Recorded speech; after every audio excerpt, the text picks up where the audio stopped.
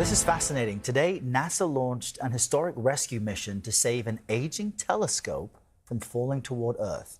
NASA says the Swift Observatory is falling faster than expected because of solar activity. So for the first time, the agency is hoping a spacecraft with 3 robotic arms will move the telescope to a safe altitude. CBS News space consultant Bill Harwood joins us now to walk us through this robotic rescue. Bill, happy Friday to you. We haven't spoken about something like this before. It sounds very cool. No. Please imagine that our viewers, instead of being regular schmegulars, are actually really sharp scientist people. Describe how this mission is supposed to unfold.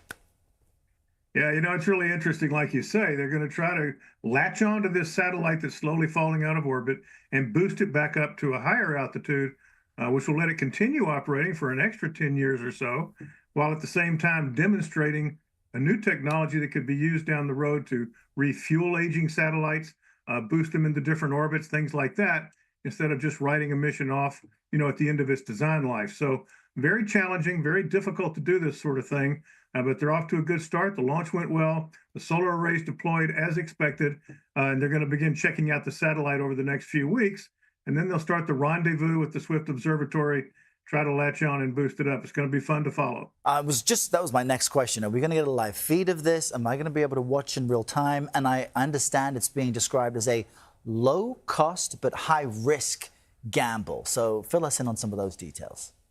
Yeah, the interesting thing about this is the company Catalyst Space that put this spacecraft together did it in about 9 months from the awarding of a contract to today.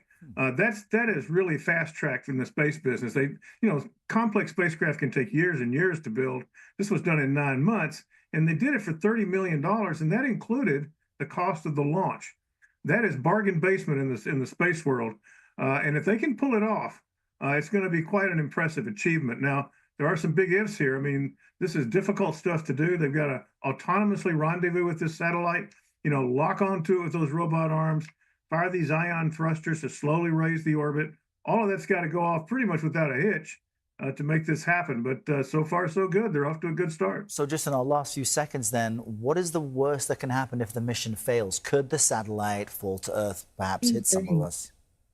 It will absolutely fall back to Earth. There's no question about that. If you don't boost this altitude, it's going to re-enter probably before the end of the year.